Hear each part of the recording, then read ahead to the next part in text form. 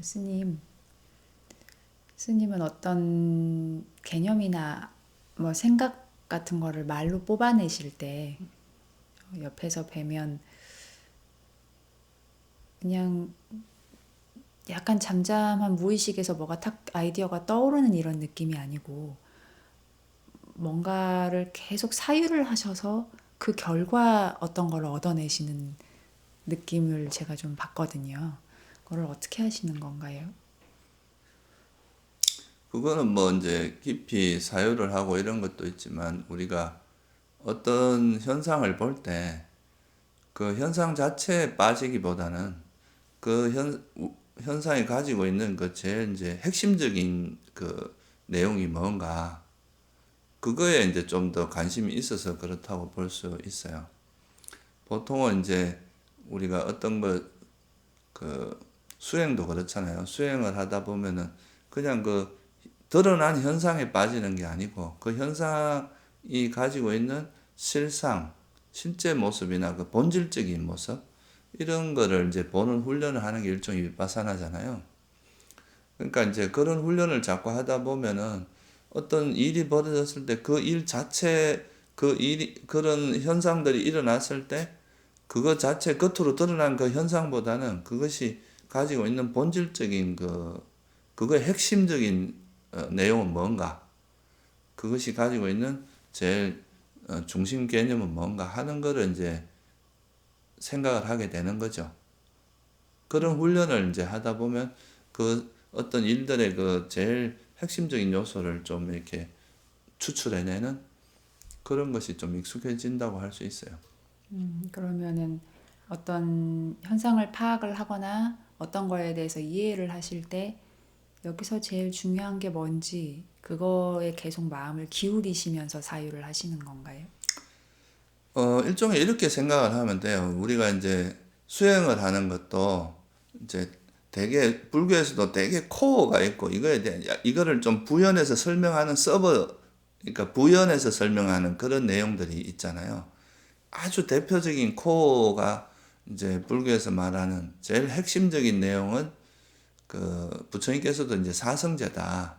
이 괴로움과 괴로움의 소멸에 대한 가르침 이런 게 이제 핵심이다. 그래서 그 코어가 있으면 이 코어를 우리가 이제 일상에서 살아가면서 일상에서 드러나는 것이 이 사성제가 이런 현상 속에서 어떤 모습으로 드러나는지 어떻게 적용되는지 이런 것들을 우리가 이제 계속 습득하고 드러난 저 속에서 또 진리를 보고 이 핵심적인 이 내용이 어느 이제 진리라는 거는 이제 어느 현상에나 다 있는 거잖아요. 그러니까 그 현상을 볼 때 그 속에서 이제 그, 그 현상 자체에 빠지거나 그 상황에 빠지는 게 아니라 그 현상 속에 숨어 있는 또는 내포되어 있는 그런 진리를 보는 연습을 하면 항상 이 코어가 이제 이 핵심이 되는 그 부처님의 가르침이나 이제 우리가 알아야 될 진리가 흔들리지 않으면서 현상 속에서 항상 그런 진리를 도출해내는 그런 훈련이 되잖아요. 그게 이제 수행에서 아주 중요한 겁니다. 그러면서 우리가 어떤 상황과 부딪혀도 이 진리가 망각되지 않는 이 불교의 핵심적인 것이 항상 거기에 적용되는 소위 말해서 이 사성제에 대한 지혜라고 하는 게 바른 견해고 붓다의 견해잖아요. 부처님이 세상을 보는 견해란 말이에요. 그러면 이 견해에 맞게 어떤 현상이든지 그렇게 보는 훈련을 하는 거죠. 이게 이제 제일 핵심적인 요게 망각이 안 되도록 항상 그 훈련을 해야 된단 말이죠. 수행하는 게. 그러니까 그런 훈련을 하다 보면 항상 이제 어떤 현상을 볼 때 그 현상 자체에 빠지기보다 그 현상의 본질이 뭔가, 실상이 뭔가 이렇게 보는 훈련이 많이 되는 거죠. 그러면 어떤 상황에서든 수행을 할 때 놓치지 않아야 되는 거는 불교의 핵심 코어, 지금 같은 경우면 사성제일 텐데 이게 참 애매한 게 수행 방편을 놓치지 말아라. 받은 화두를 놓치지 말아라. 라던가 자선뿐만 아니라 일상 속에서 수행을 할 때도 호흡만 계속 봐라. 라던가 몸에 계속 있어라. 이런 거는 하기가 뭐 쉽지는 않지만 간단하고 어떻게 해야 되는지는 감이 잡히거든요. 근데 사성제를 놓치지 말아라. 이러면 되게 중요하고 좋은 것 같고 저게 수행 위파사나 핵심인 것 같은데 어떻게 해야 되지? 약간 감이 안 잡혀요. 그러니까 그거는 이제 우리가 말 그대로 호흡이나 뭘 현재 일어나는 거 알아차리고 이런 것들이 있잖아요. 그거는 하나의 이제 현상이잖아요. 예. 이거는 말 그대로 방편이거든요. 예를 들면 이제 호흡을 통해서 이제 호흡에 마음을 두려고 하고 있는데 이 호흡이라고 하는 여기에만 마음을 보내려고 해도 우리 마음이 이렇게 계속 달아나고 도망가는 이유는 이 마음에 있는 그런 번뇌들 때문이잖아요. 그럼 이런 번뇌를 알아차리고 이제 또 내려놓고 다시 호흡으로 마음을 돌리고 이렇게 하는 이 과정에서 이런 이제 호흡이라고 하는 방편을 통해서 이런 이제 드러나는 진리를 우리가 알 수가 있거든요.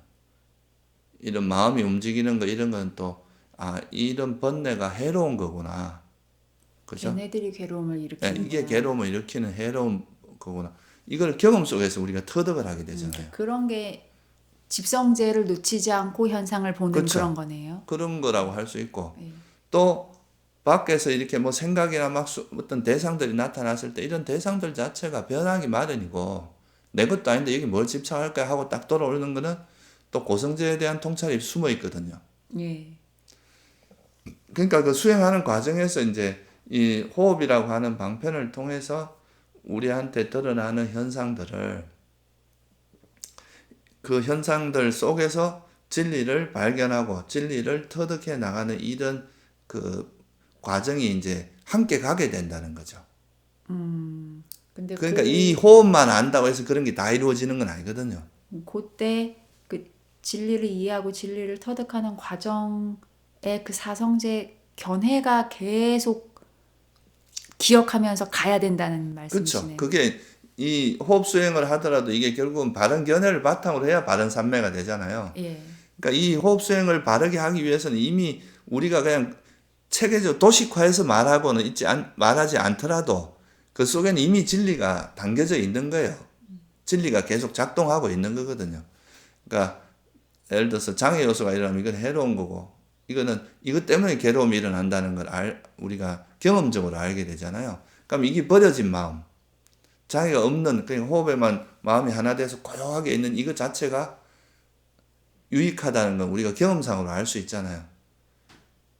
이게 이제 이런 마음을 개발하는 거는 도성제고 버려져서 행복한 예, 건 그런 행복한 거는 이제 이렇게 되면 나중에 이게 완전히 버려지면 진짜 완전히 행복이 실현되겠구나 하고 멸성제에 대한 감도 잡을 수 있잖아요. 예.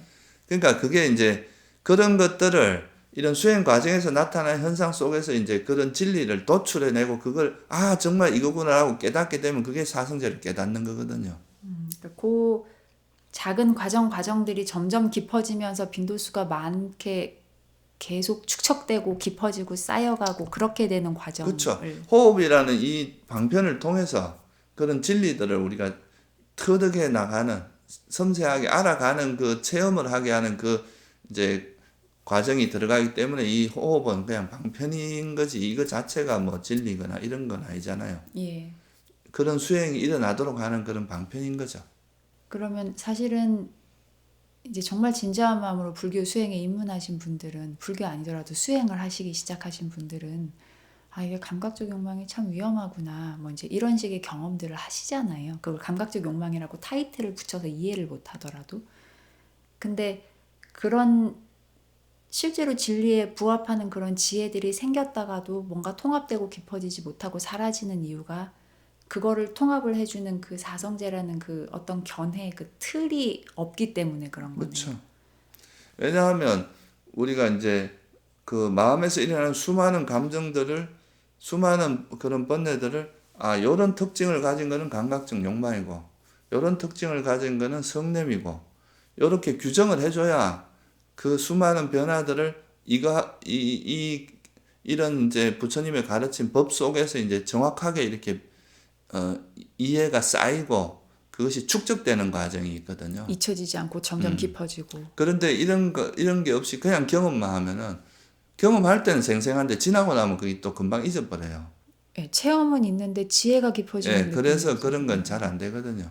그래서 이제 이런 이제 그 핵심되는 그러니까 부처님께서 말씀하신 그 핵심 가르침이 이제 바른 견해 또는 사성제로 이제 녹아 있는데 이게 모든 수행에 적용되도록 해야 되거든요. 이게 코어고 핵심인 거예요. 아, 그러면은 반대로 얘기하면 그 사성제가 모든 수행 경험에 적용이 안 되는 이유는 사성제가 뭔지 책이나 법문을 들어서 익숙해지긴 했지만 아직 몰라서 적용이 안 되는 거네요. 그렇죠. 이해가 안 된 이거 거네요. 이제 이론과 현상, 실제 이거 우리가 경험하는 현상과 연결하는 작업이 없었던 거예요. 아직은. 우리 현상 속에 이런 진리가 다 담겨 있는 건데 예. 이런 현상은 현상 따로 이제 이 가르침 따로 이렇게 있으니까 근데 수행을 한다는 이것이 이제 일치하게 되는 과정이거든요. 예. 그러니까 우리가 그래서 뭐 세상의 모든 우리가 만나는 어떤 현상 속에 다 진리가 있다 이런 말 하거든요. 예. 그게 그런 말이에요. 우리가 그 부딪히는 그 어떤 현상을 봐도 그 현상 자체가 조건 지어주고 이건 무상하고 괴로움이고 무한하는 걸 통찰해내면 거기서 진리가 숨어 있는 거잖아요. 예.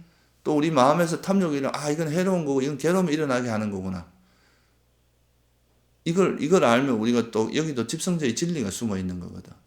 그리고 또 이것 자체에서 이게 소멸하면 완전한 괴로움이 소멸되겠구나. 이것도 멸성제가 숨어 있는 거잖아요.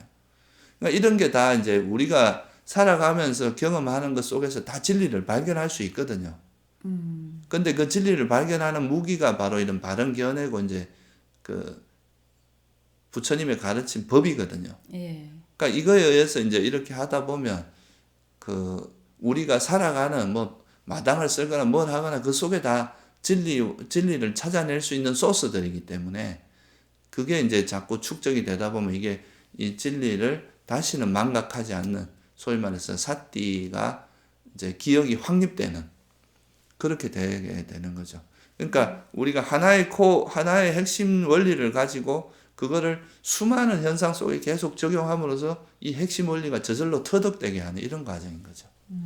그러면 사람들이 살다 보면 이 또한 지나가리라. 이 말이 진짜네. 정말 힘들었는데 시간 지내놓고 보니까 또 좋아졌네. 혹은 그렇게 행복했는데 지내놓고 보니까 또 싹 사라졌네. 이렇게 많이 경험을 하잖아요. 불교 신자 아니어도. 근데 그렇게 경험을 했을 때 이게 부처님이 이게 그래서 무상한 거라고 하셨구나. 이게 세상의 그 고성제의 모습이구나. 이렇게 그 법이랑 본인이 체득한 거랑을 의도적으로 그 법의 용어들을 써서 개념들을 써서 이렇게 정리를 하려고 애를 쓰는 것부터 시작해야 되네요. 그러니까 이제 보통 그런 세상에서 경험하는 건 단편적인 경험들이거든요. 예. 그러니까 그런 경험을 할 때 그런 것 같다 하지만 또 시간이 지나면 또 잊어버려. 예, 맞아요. 이게 수많은 사건 중에 하나로 그냥 끝나버리거든요. 네.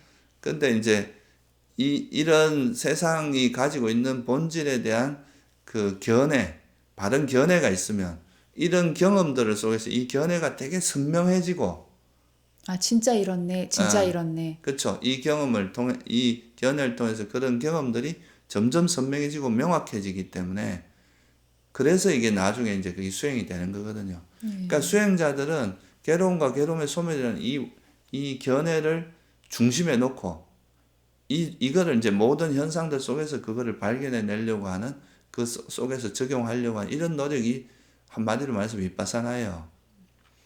그거를 이제 지금 일어나는 현상 속에서 그런 진리를 발견해 내는 거죠. 근데 이제 이게 이런 견해가 중심에 있지 않고 수많은 견해 중에 하나, 이런 것도 있고 저런 것도 있고 이렇기 때문에 이게 산만해지거든요. 그러니까 이게 내 노력이 이렇게 한쪽으로 몰리는 게 아니라 되게 많은 것들 속에 하나로 그냥 돼버리거든요. 그러면 이게 확립이 잘 안 돼요. 이 이제 핵심적인 원리가 제일 코어가 되고, 제일 이제 제1의 그 중심이 되고, 그 나머지는 약간의 서버 개념이죠. 우리가 또 살아가기 위해서는 받아들여야 될 여러 가지 또 견해들이 있잖아요. 그런 거는, 그러니까 무게 중심을 보면 이게 제일 중요한 거고, 나머지는 조금 더, 이거보다는 좀 덜 중요하고, 수행자에게는 이게 제일 핵심적인 거죠. 그래서 이거를 계속 반복해서 이게 우리 삶에 완전히 녹아나면, 그게 이제 소위 말해서 수행이 깊어지는 거예요. 그래서 우리가 이제 옛날에 논어나 이런 데 보면 이관지란 말이 나오거든요. 하나로 통한다. 모든 걸 하나로 꿰뚫는다. 모든 우리가 살아가면서 경험한 현상 속에서 그 진리 하나로 다 꿰뚫어져야 되거든요. 그러니까 그러고 모든 현상을 경험하지만 이 중심 뜻은 흔들리지 않는다. 이런 말도 있거든요. 그러니까 어떤 우리가 살면서 뭐 걷고 밥 먹고 무슨 행위를 하더라도 그 속에 숨어 있는 진리를 망각하지 않게 되면, 그 진리를 볼 줄 알게 되면, 그게 이제 소위 말해서 깨달은 사람들이죠. 그게 우리가 가야 될 불교의 목적지라고 할 수 있어요. 그리고 그렇게 가는 과정이 위파사나 지혜 성장의 과정이고. 그러니까 알아차림 자체가 목적이라기보단 이 알아차림을 통해서 그 속에 숨어 있는 진리를 뽑아내는 게 목적인 거예요. 거기서도 사성제의 진리를 보고 통찰을 그 해서 현상 속에는 익숙해지는. 진리가 숨어 있거든요. 예, 그 진리를 우리가 찾아내는 거, 발견해내고 깨닫는 거, 이게 이제 중요한 거죠. 감사합니다.